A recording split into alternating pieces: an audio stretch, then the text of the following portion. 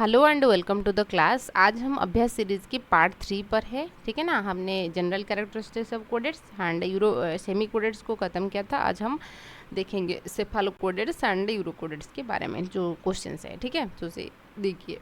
In hemichordates body is typically divided into. Hemichordates में जो body है उसको हमने कैसे डिवाइड किया है ना, आपके प्रोबोसिस हेड रीजन्स, हम हेड ना बोल के प्रोबोसिस बोलते हैं, एंड नेक ना बोल के हम उसको कोलार बोलते हैं, एंड ट्रंक। ठीक है, ट्रंक मतलब है कि कुछ ऐसा रहता है। उसके बाद इस तरीके से स्ट्रक्चर रहेगा, इस तरीके से। ठीक है, ये रहता है प्रोबोसिस, हम उसको कहते हैं। फिर उसके बाद कोलार, ये जो नेक रीजन जिस देख रहे हो उसको कोलार कहते हैं, और पूरा का पूरा को हम ट्रंक कहते हैं। ठीक है, तो हेमिकोडेट्स में ये स्पेसिफिकली ये होता है, प्रोबोसिस कोलर ट्रंक रहेगा। बॉडी इन हेमिकोडेट्स ये क्या होता है, सेगमेंटेड बॉडी नहीं, सेगमेंटेड नहीं है। सेगमेंटेड तो आपको आनेलिडा के अंदर देखने को मिलेगा। रेडियल सिमेट्री सिर्फ और सिर्फ आपको सिलेंटेरेटा एंड टीनोपोरा कैटेगरी में देखने को मिलेगा। और एडल्ट, ठीक है ना, जो एडल्ट एकाइनोडर्म्स होते हैं उसमें रेडियल सिमेट्री देखने को मिलता है। ये तीनों ग्रुप याद रखिए, है ना। रेडियल सिमेट्री जो है एडल्ट एकाइनोडर्माटा, मैं लिख देती हूँ। सिमेट्री का मतलब क्या है समझ लीजिए, क्योंकि कॉन्सेप्ट जो है ना आपका रिवीजन हो जाना चाहिए। मैं बोलूँगी यहाँ पे जाके सर्च कर लो, फिर टाइम, ठीक है ना। तो यहाँ पे क्यों क्वेश्चंस देख रहे हो, समझ रहे हो ना। तो इसलिए सिमेट्री, क्योंकि ये जो जनरल चीज़ें हैं ना यहाँ से क्वेश्चन बनता है। ठीक है ना। सिमेट्री, बॉडी सिमेट्री की कहने के मतलब होता है यदि बॉडी को आप किसी भी प्लेन में कट करोगे, प्लेन समझ रहे हो ना, एक एक्स एक्सिस वाई एक्सिस होता है। ठीक है ना, ऐसे कट करोगे, नहीं तो ऐसे कट करोगे, या तो जेड एक्सिस होता है। यदि बॉडी को आप किसी भी प्लेन में सेंटर दे के होना चाहिए, ऐसा नहीं कि कहीं पर भी कट करोगे। बॉडी को आप किसी भी प्लेन में कट करोगे, यदि बॉडी इक्वल दो हिस्सों में डिवाइड हो रहा है एक टाइम कट करने के बाद इक्वल, तो हम उसको सिमेट्री कहेंगे। यदि इक्वल नहीं हो रहा है तो हम उसको आसिमेट्री कहते हैं। ठीक है ना। और एक टर्म आता है आसिमेट्री। आसिमेट्री आपका पोरीफेरेंस के अंदर होता है। ठीक है ना। पोरीफेरन में तो सेलुलर ग्रेड ऑफ ऑर्गेनाइजेशन है। देखिए, तो आप हमारे बॉडी को मतलब कि फोकस कीजिए ताकि आप रिलेट कर पाओगे। रिलेट नहीं करोगे तो रटना पड़ेगा। देखिए हमारे बॉडी में देखिए आंखें दो है, जो चीज़ हमारा दो है, दो side right and left hand ऐसे प्रेजेंट है। लेकिन जैसे देखिए आप देखिए इसको लॉन्ग्स दो है, हार्ट बीच में है ना। अच्छा, तो किडनी भी इस तरीके से दो है। मैक्सिमम ऑर्गन आप जो दो देख रहे हो दो साइड्स में प्रेजेंट है। जो ऑर्गन एक है, जो नोज हो गया, ये बीचों बीच प्रेजेंट है। तो यदि कोई हमारे बॉडी को ऐसे कट करेगा, मतलब कि ऐसे कट करेगा, right half is the mirror image of the left half. यहाँ पे एक हैंड है यहाँ पे, लेकिन कोई बंदा आके ऐसे कट करेगा, क्या upper half equal to the lower half? बिल्कुल नहीं है। ठीक है ना। तो इसलिए जब एक प्लेन में कोई भी ऑर्गेनिजम्स को कट करोगे, इक्वल दो हिस्सों में डिवाइड हो रहा है, तो हम उसको बाईलेटरल सिमेट्री कहेंगे।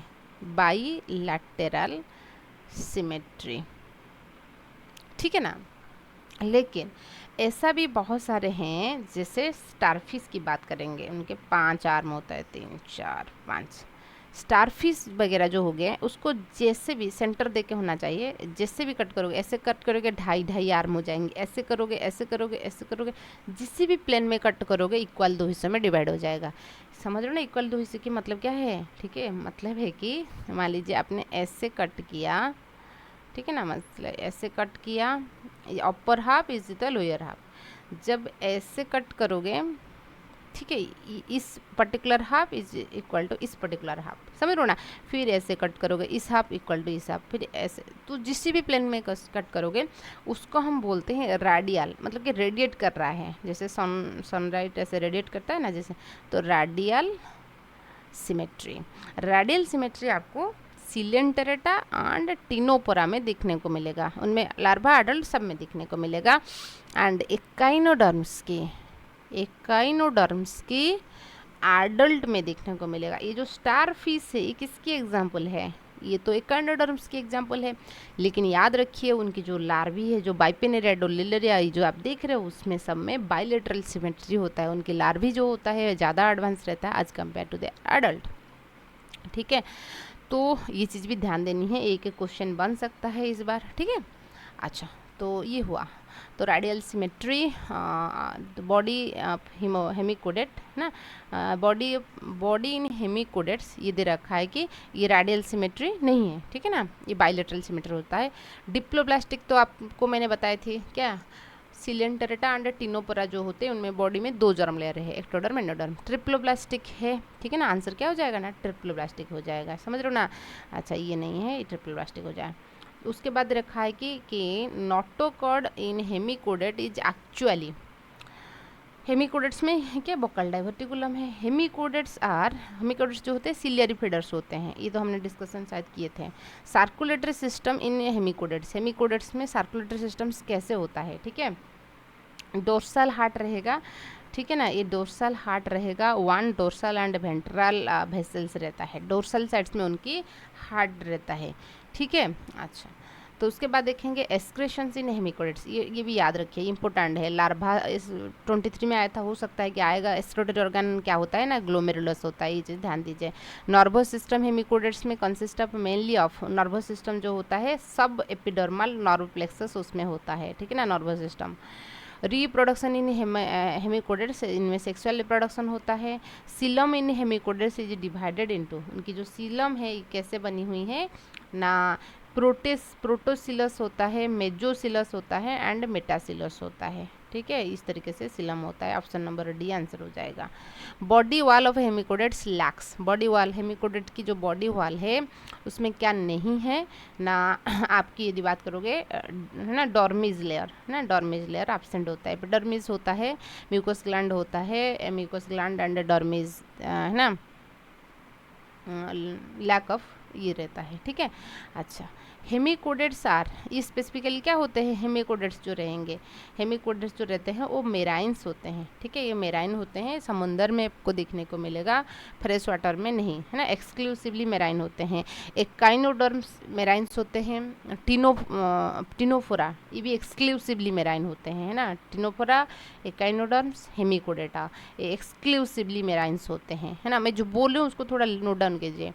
डाइजेस्टिव ट्यूब इन हेमिकोडेट्स इज, उनकी जो डाइजेस्टिव ट्यूब होता है ये कैसे दिखने के लिए होता है, यू शेप्ड की होता है, क्योंकि बोकल डाइवर्टिकुलम जब भी हम उसकी स्ट्रक्चर बनाते हैं ना, कुछ ऐसे बनाते हैं, प्रोबोसिस रहा, नेक रीजन्स रहा, फिर ऐसे करके फिर ऐसे कर लेते हैं, उनका यू शेप की रहता है, ठीक है।